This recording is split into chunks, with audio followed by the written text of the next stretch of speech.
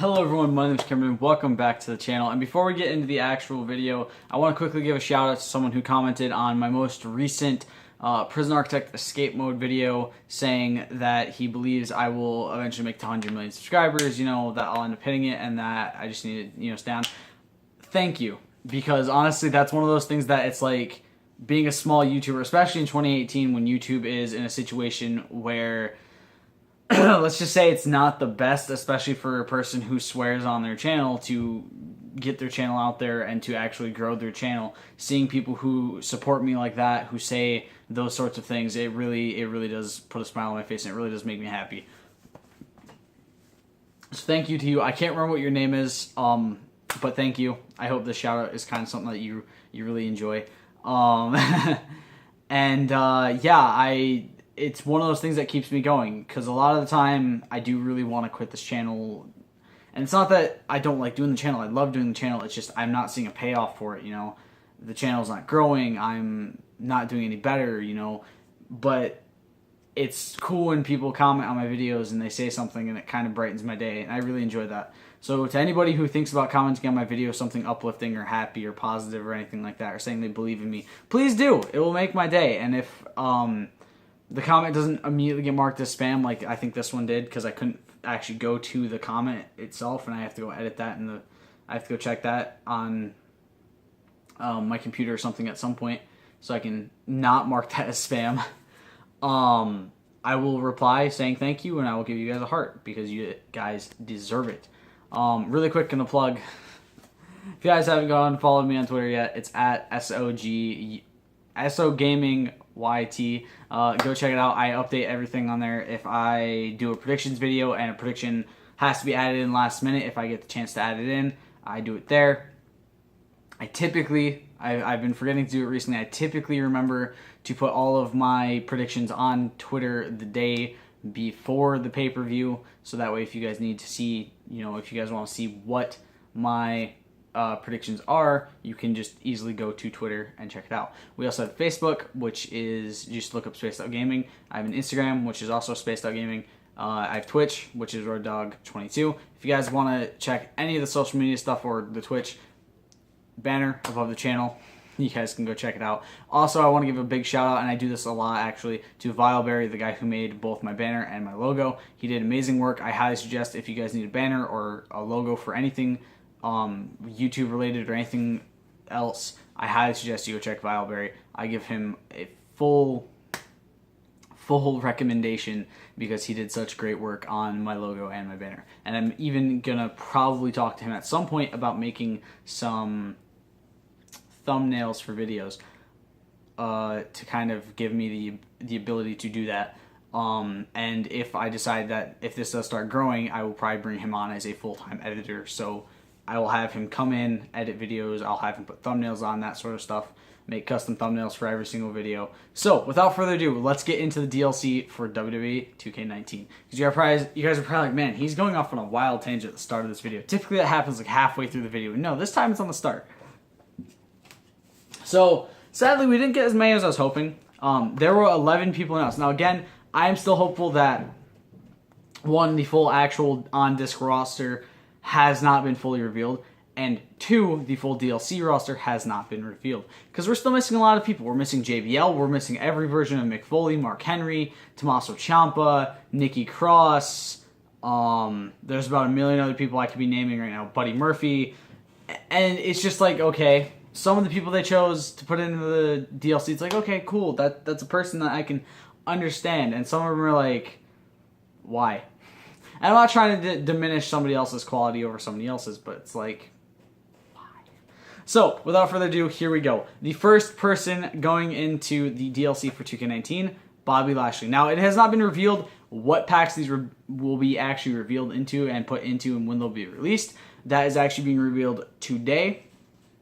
Sometime during today, they will actually put up a banner for the full DLC roster, when it's going to release, how the DLC is going to be released, what DLC there's going to be besides the packs adding in these 11 people. I honestly do hope that there's a few surprises that we end up getting, that maybe they black some stuff out or something. They're like, okay, here's, this is the DLC roster and there's more. eventually released or announced beforehand, especially with the on-disc and the DLC rosters combined. Next, we have the War Raiders, Hanson and Rao. I honestly am very excited about this. And for those of you wondering, I got, let's see, 2, 3, 4, 5, 6. I got 7 predictions. I predicted about 7 people. I don't remember if I predicted them all in the video, but I predicted 7 people that were actually announced as DLC. Actually, I might have predicted Bobby Lashley in the video. I don't remember. So potentially 8. 7 or 8 people, and the War Raiders were 2 of said people. I really like the fact that a lot of the people I predicted either got announced during the actual roster reveals or during, 8 or 9 people. Forgot about Dakota Kai. I did predict that she'd be in the DLC. Either on the actual on-disc roster, in the case of the Street Profits and Bianca Belair and a few other people from NXT that no one really thought was going to make it on actual disc and was probably going to be DLC. But also that, people like Hanson and Rao and the other people I'll go through in this list have been announced as DLC, and there are people that I initially predicted were going to be in the game, whether it be on disc or through DLC. Next, Candice LeRae. Yes, Mrs. Johnny Wrestling herself is in the game. This is one that, when I predicted it, I was like, okay, this is kind of the hopeful thing, This is like, okay, this is the far out left field one that I'm not sure is actually going to make it, but I hope that she does, because it'd be cool to have her go down to the ring with Johnny for a match or something, And if they do add mixed tag matches, it'd be really cool to have Johnny and Candice as a tag team. So yeah, I felt really cool that I got her right. I think I predicted her at some point, or I don't think I predicted her in the video, but I think I did say, okay, it'd be kind of cool if she was, DLC, but I didn't see it happening. So it's kind of cool that she made it. Mike and Maria Kanellis are in this. I predicted Mike. I kind of lumped Maria into that as well. So that's the 4th that I actually predicted actually making it in as DLC. Initially, I was kind of hoping Mike and Maria would make it as on-disc people, and yes, Maria is also a playable character. That's why she's being mentioned. She's not just being a manager for Mike. She's actually going to be a playable superstar as well, which is good, because if they had not done that, I think I would have been a little bit pissed off, because Maria Kanellis is probably one of the best women's wrestlers of all time. I know a lot of people kind of don't think that, but come on, look at what she's done all over the world, and she actually does have some talent. So it's really cool that we get to play as Mike and Maria. Again, if they add mixed tag matches into this, I see another potential, pairing right there, obviously.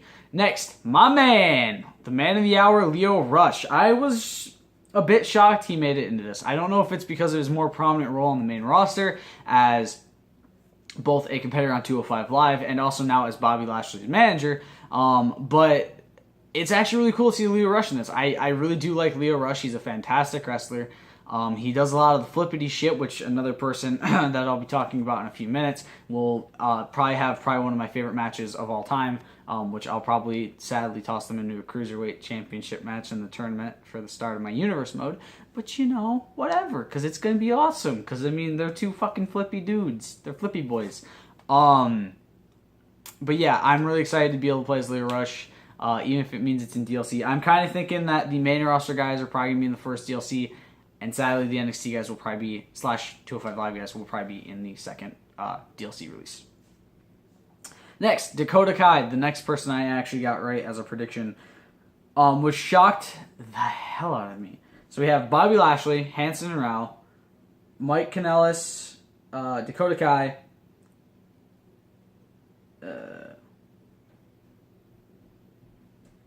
and Candice LeRae so far as the people I predicted. There's 2 more. 2 more coming in. If we want to count Maria, we're at 7 right now.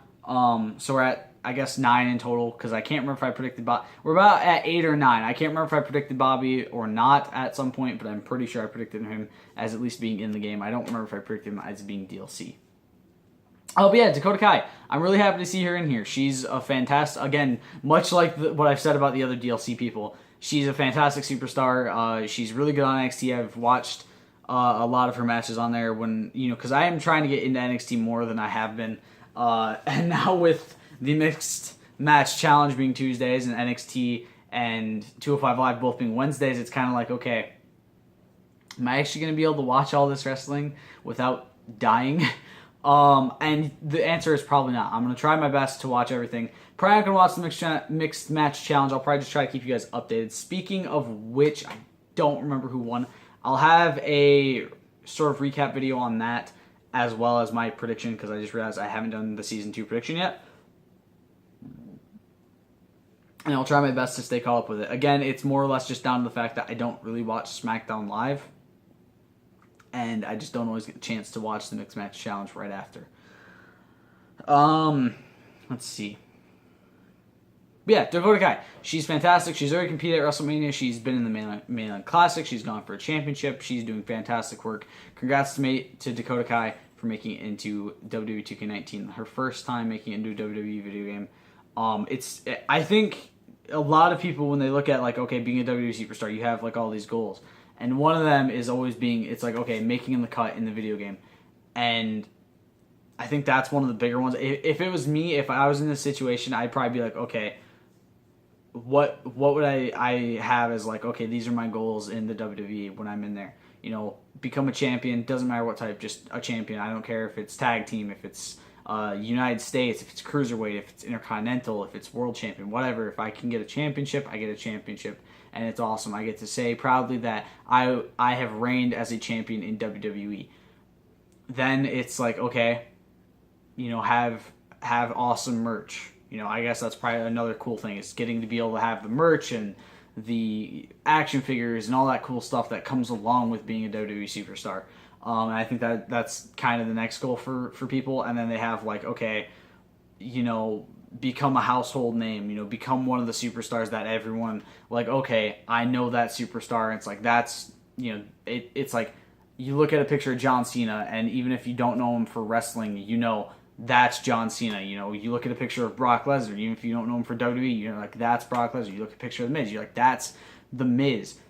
You know all these names because they're kind of, you know, same with The Rock. It's like, that's The Rock. That's kind of, I think, another goal for a lot of people. Like, if you look at a picture of AJ Styles, it doesn't matter if it's TNA, Ring of Honor, New Japan, WWE, you look at him and you're like, that's AJ Styles. You look at a picture of Finn Balor, you're like, that's Finn Balor. That's kind of, I think, another goal that people have if they're in the WWE. And then obviously they have make it into a WWE video game. And then even on top of that, which only a select few have been able to do, is become a cover athlete for a WWE video game. And AJ Styles, a man who's been in this company for just over 2 years, has now won a championship, 2 championships, in fact, the United States as well as the WWE championship, a record 2 times so far, which is surprising for how little time he's been in the company. He has the longest ever exclusive SmackDown Live WWE Championship reign, passing JBL not too long ago, and it's looking like he is going on to potentially pass CM Punk's record once he catches up to Brock Lesnar. Because once he passes Brock Lesnar, he will have the longest current generation in the WWE reign of a champion, no matter what brand. And the only people that will have higher reigns than him are people from the WWF, which actually I don't think there's anybody from the WWF who'd have a higher reign, and the WWF, like Bruno Sammartino, who had the lengthy 7-year reign. Then, you know, he's been in the WWE video game. He made his debut, I want to say, in 2K17, but it might have been 2K16. No, it was 2K17, I think. Because I think he was just in the company. Let's see, he just got in the company in the Royal Rumble. He might have been in there in 2K16, to be honest. No, he wasn't. I don't think he was in 2K16. I think he appeared for the first time in 2K17. And then just a nice, 2 years later on 2K19's cover, he is now the cover athlete. So not only has he been able to do a lot of these cool things that no one ever thought he'd be able to do, win the WWE Championship, go to the WWE, make an awesome fucking debut at the Royal Rumble, be in the WWE video game, be the cover athlete of WWE video game. I don't think anyone saw it because he's Mr. TNA. He was always looked at as Mr. TNA, so he's coming over here, and now he's doing this. It's really cool to see. And I've talked about this before, that it's really cool seeing AJ Styles be the cover athlete. When he got announced, I talked a lot about it, so I'm not gonna try to get into it anymore. But again, I think that's one of those big things that people want to be able to do in the WWE is win championships, get awesome merch, become a household name in WWE, get into the video game, and then at some point hopefully become the cover athlete of the video game. Which, again, I think a lot of people, both on the roster and just in the WWE in general, really want to have that chance. Also, Mark Henry being omitted is like the first time since SmackDown vs. Raw 2006 he's not in the game, which is saddening. I really am going to miss playing as Mark Henry, although I feel like they're going to announce some big Legends pack where Mark Henry's every version of him is going to be in there. You know, Sexual Chocolate, The World's Strongest Man, Nation of Domination, you know, and if that's how they do it, that's how they do it, but just give me Mark Henry, you bastards. All right, next we have... Shit, I almost did it wrong again. EC3. I had to do that. I don't know why. Every time I talk about like certain people, like it's like I just want to do their taunt because it's really cool, especially with EC3 going like that, and it's like spelling his name. I love it. I don't know why. It's really cool. EC3 is in the game. I'm very proud. This was another person I predicted. Probably, you know, I had a heavy prediction of, okay, this person's going to be on the roster. And yeah, I'm very excited to play as EC3. I think he's fantastic. He's probably going to go into something for my Intercontinental Championship in Universe mode as soon as it gets started. He might even just be handed the... No. I actually have talked about some people that I'm like, okay, I might actually just give this person about. I think Shelton Benjamin's going to be the champion, crowned in a tournament in Rio de Janeiro. Yeah, a tournament in Rio de Janeiro. Going back to the how Pat Patterson won it in the first place. Because the person who I do actually have as my champion currently, King Alpha, was created for the Gordon Perkins 3-star wrestling competition, and now he's not going to be in the game right off the bat, so it's like, shit, I need a new champion. If King Alpha gets remade, which if the person watching this happens to be the person who made him, if you're watching, please remake him. He's awesome. I loved using him. He was very overpowered, but it was awesome to kind of go into the match and just destroy for about 10 seconds and then win. Not always, but a good portion of the time that's what happened. He has probably had, I think, the longest Intercontinental Championship reign on my brand since I've started doing this in 2K16 with my uncle. So yeah. Next, Lacey Evans. Now this is one that personally I was like, okay, you're choosing her over like Buddy Murphy or somebody else that could, you know, have filled that slot and actually been a lot better. I'm not trying to say that Lacey Evans isn't good. I personally haven't watched a lot of her stuff, a lot of her wrestling and what she's done, but I feel like it's kind of like a Lars Sullivan sort of situation where last year Lars Sullivan just got dropped into the game without anybody really expecting him being somebody announced for DLC, and then it sort of kind of just turned into, okay, this guy's actually really good, he's really cool. And now Lars Sullivan is one of my favorite wrestlers. Sadly, I don't think that's going to be the case with Lacey Evans. I think she probably could have, you know, maybe possibly waited till like 2K20. Because it's kind of like, okay, this slot could have been used for somebody else, you know. It was kind of a letdown when Lacey Evans was one of the last two people announced. And it was kind of like, okay, man, that's...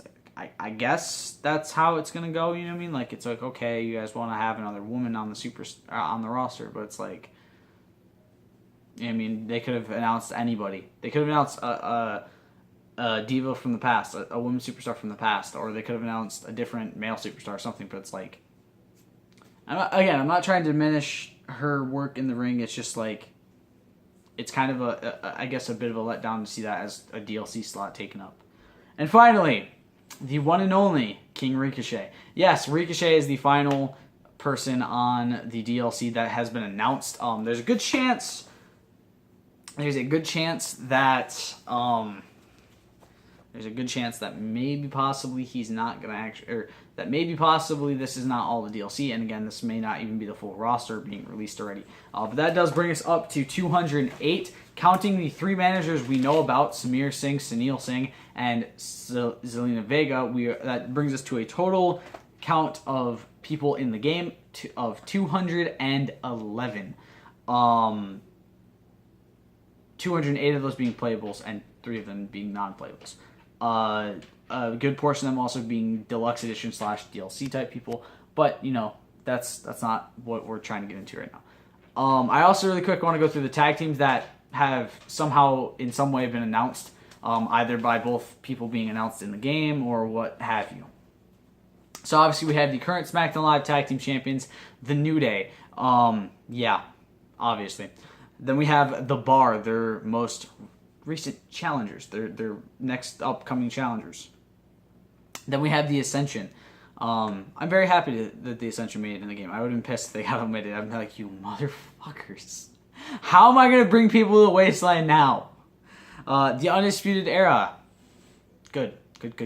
I don't know if this, from what we've seen so far, they're not doing they haven't done a 4-person entrance with them, so it's not known whether or not Roderick Strong will actually be in Undisputed Era from the get-go. Hopefully, WWE and 2K did not fuck up, and he is in fact in the Undisputed Era with the Undisputed Era attire. Because if he's not, y'all better fucking give me attire slots, or I swear to God, I'm gonna fucking throw a hissy fit. I'm not even kidding about this. Just, okay? I managed to get through somehow that I wanted Ted DiBiase as a playable character in a fucking upcoming game. And he is now a playable character in 2K19. Roderick Strong better fucking have Undisputed Era attire. He better be in the Undisputed Era, or you better goddamn give us attire slots, you sons of bitches. I'm not trying to be a dick to the devs, but like, zombies in big head mode, that's really what you added?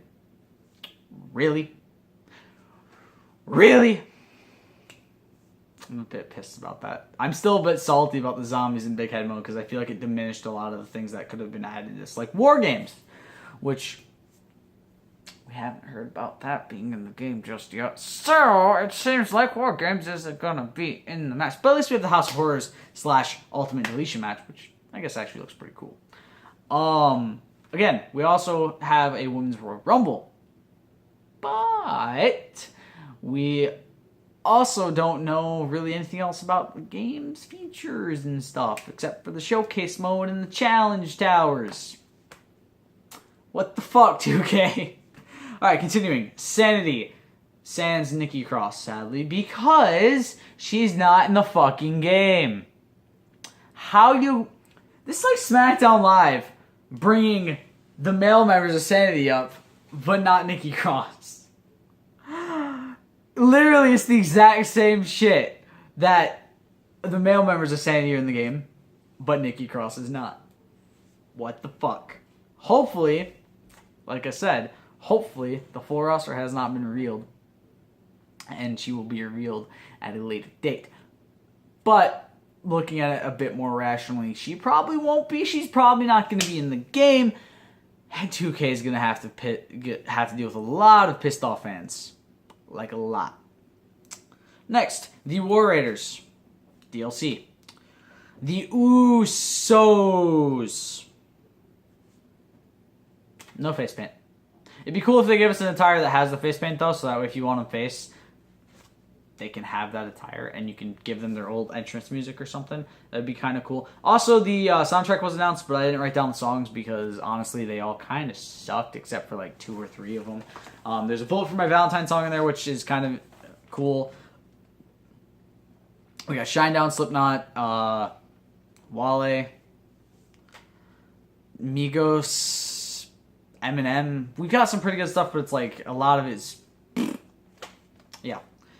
The B Team. It was kind of shown during the roster reveals that the B Team were in their B Team attire, so the only thing we can expect is that they will in fact be in B Team attires. And as a tag team and with potentially their song. I don't know yet. I still think they should have kept their other song before they had the B Team, go, go, go. Bullshit. I hate that song. It's annoying. It gets stuck in my head very easily, and it makes me hate myself. The Bludgeon Brothers.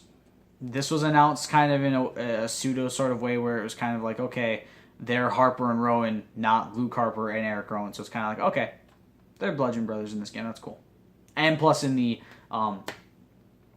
trailer, the phenomenal trailer we saw, they were, shown as them. I gotta go through this. The Street Profits, The Shield, McIntyre and Ziggler, Authors of Pain, Gallows and Anderson, The Revival, Breezango, Slater and Rhino, Heavy Machinery, The Clones, The Hardy Brothers, or The Delirious of Worlds, Rusev Day, and potentially Mustache Mountain. Hope you guys enjoyed. I'll see you next time. Stay golden. Peace.